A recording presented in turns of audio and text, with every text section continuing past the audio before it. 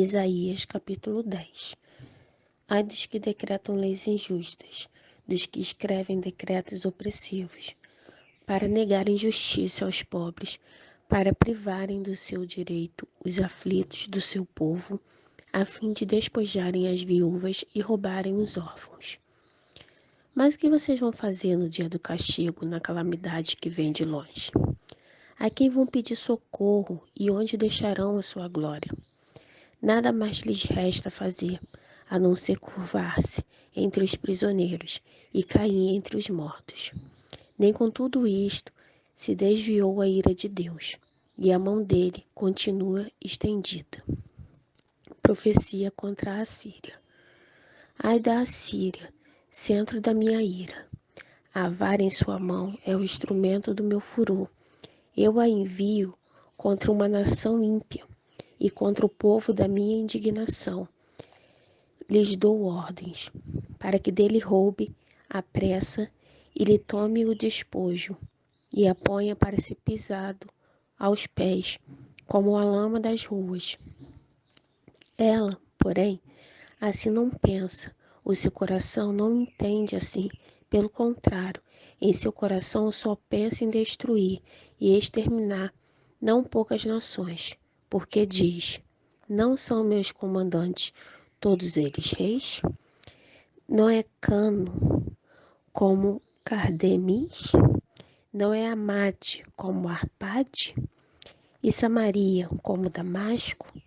O meu poder atingiu os reis dos ídolos, ainda que as suas imagens de escultura eram melhores do que as de Jerusalém e do que as de Samaria.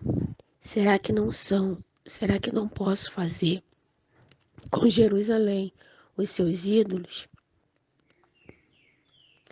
O mesmo que fiz com Samaria e os seus ídolos? Por isso, quando o Senhor tiver acabado com a sua obra no Monte Sião e em Jerusalém, então castigará a arrogância do coração do rei da Assíria e o excessivo orgulho dos seus olhos. Porque o rei disse: eu fiz isso com o poder da minha mão e com a minha sabedoria, porque sou inteligente. Removi os limites dos povos, roubei os seus tesouros, e como valente abati os que assentavam em um trono. Meti a mão nas riquezas dos povos, como se mete a mão num ninho, e como se ajuntam os ovos abandonados. Assim eu ajuntei toda a terra, e não houve quem batesse as asas, ou abrisse bico, ou desse um pio. Será que o machado pode se gloriar contra aquele que corta com ele?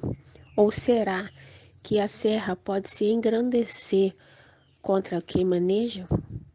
Seria como se o cetro movesse quem o segura, ou o bastão levantasse quem não é madeira. Por isso, o Senhor dos exércitos, fará definhar os soldados deles, todos robustos, e debaixo da sua glória acenderá uma chama, como a chama do fogo, porque a luz de Israel virá a ser como fogo, e o seu santo como labareda, que é num só dia queimará e consumirá as ervas daninhas e os espinheiros da Assíria. Também destruirá totalmente a glória da sua floresta e do seu campo fértil. E será quando um doente vai definhando. As árvores que restarem na sua floresta serão tão poucas que até uma criança poderá contá-las. Um resto voltará.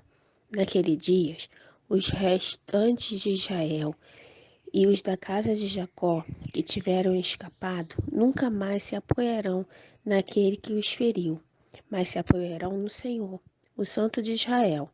Um resto voltará. Sim, um resto de Jacó voltará para o Deus forte, porque ainda que o seu povo, ó Israel, seja como a areia do mar, apenas um resto voltará.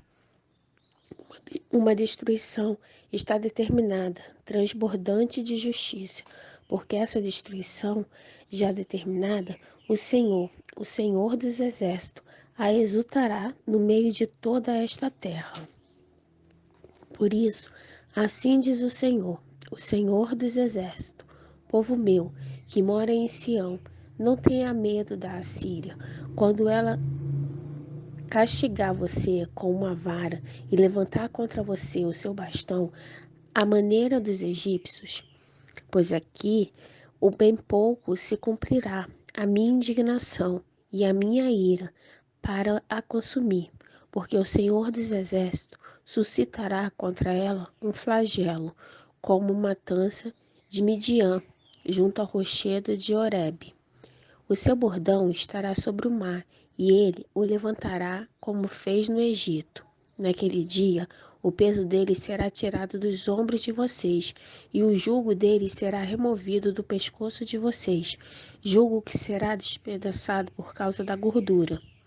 A Assíria vem a Iate, passa por Migron, e em Micmas larga a sua bagagem.